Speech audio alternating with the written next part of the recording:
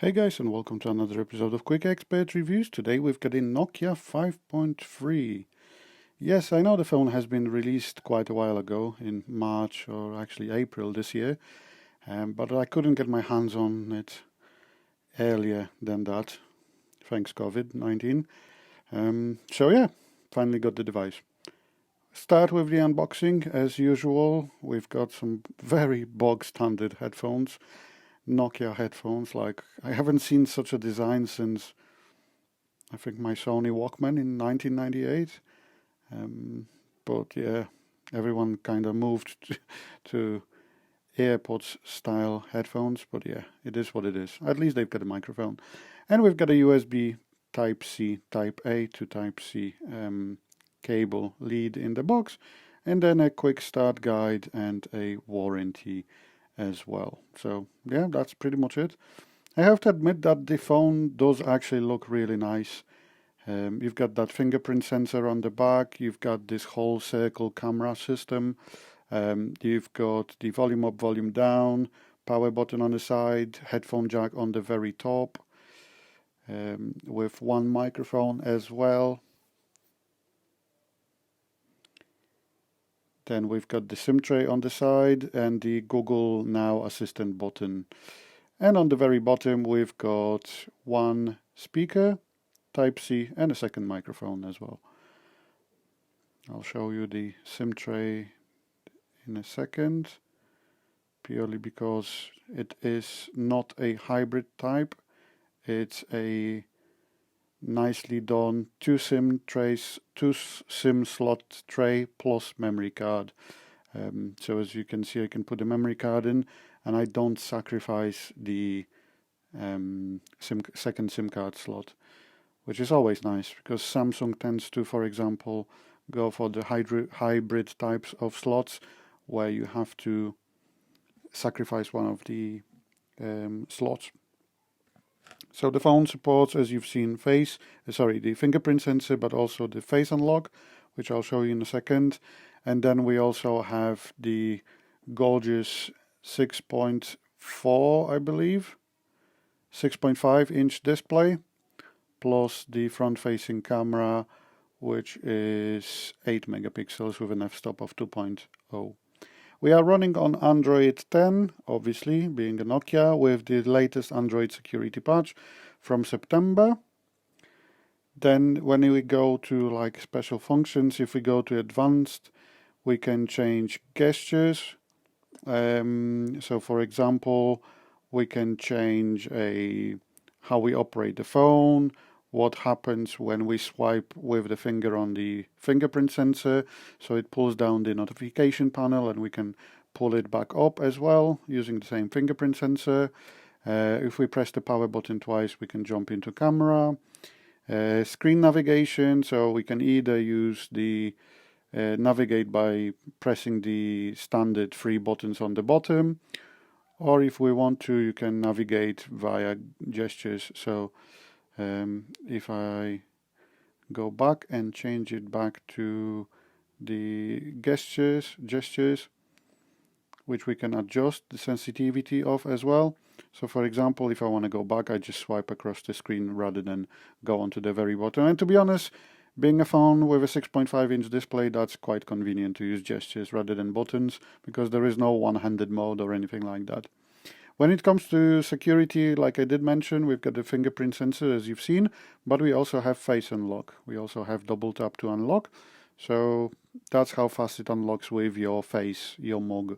So pretty decent. It's faster with the fingerprint sensor, but obviously if it's kind of raining or you've got wet fingers or anything like that, unfortunately it won't unlock with a fingerprint sensor.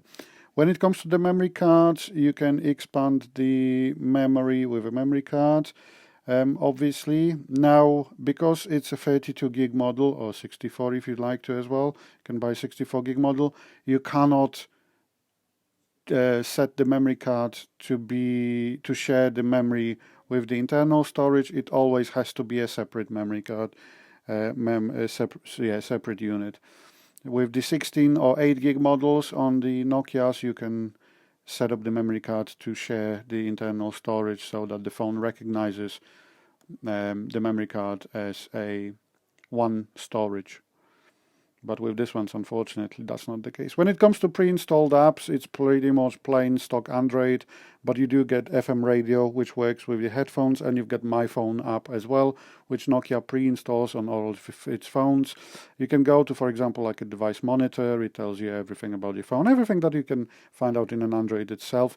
But you also get a manual as well, like a bigger manual rather than the quick start guide in the app itself. So pretty decent.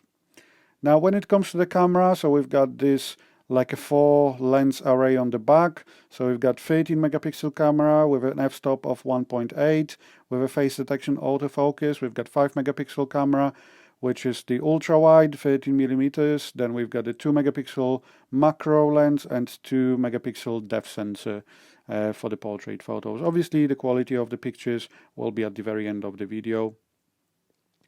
And then we've got standard features like HDR, auto light, and so on. We've got a portrait mode, and in the settings we can change if you want to adjust the blur of the picture in the Photos app. And as I've mentioned before, we've got the ultra wide lens as well, which we can change.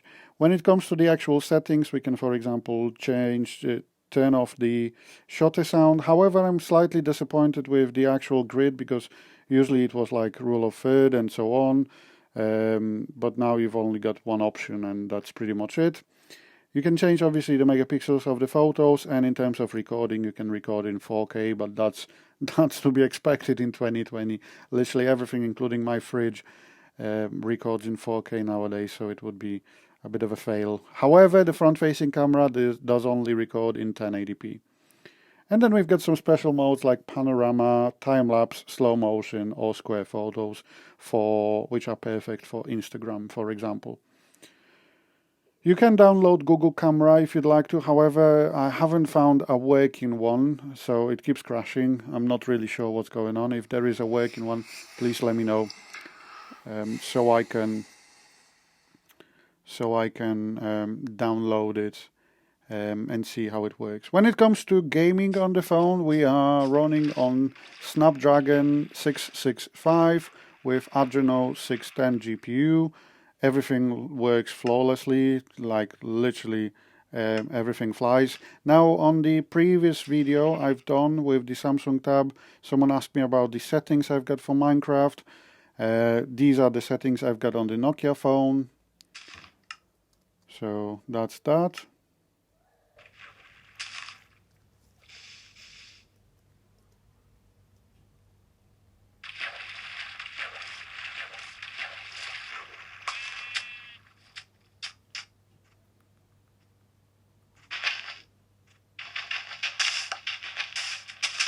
And the interesting thing is actually the Samsung Tab I've reviewed rocks Snapdragon 665, where apparently this rocks Snapdragon 662. Sorry, the other way around. The Samsung Tab rocks the 662 and the Nokia 665, but to be honest, I've never heard of 662. Not really sure what 662 is, because spec-wise they are virtually the same and the same GPU, so that's weird. But yeah. Obviously, Android being an Android, you can connect a Bluetooth controller as well. You can use it for example, Project xCloud or GeForce Now, if you'd like to, or you can just play on a touch screen as well. And as you can see, the processor, the actual unit does fare pretty well, especially in like a bit more demanding games like Minecraft Dream Veiler or Call of Duty Modern Warfare, which I'm gonna play next. So that's that.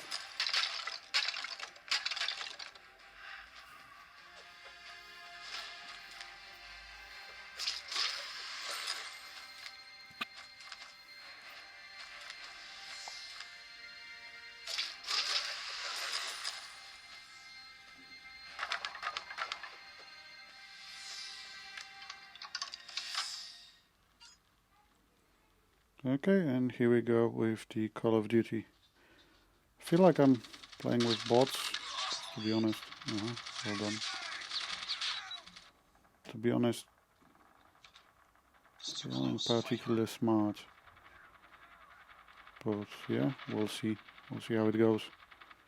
If I lost the trick or not, really. hopefully not really.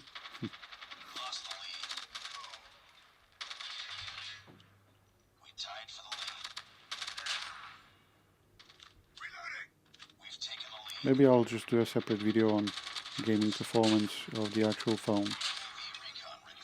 And as mentioned, you can use GeForce Now as well. And I'm gonna test the audio setup afterwards as well, just to see how it sounds when you play music on that one bottom firing speaker, and then we're gonna watch some videos as well.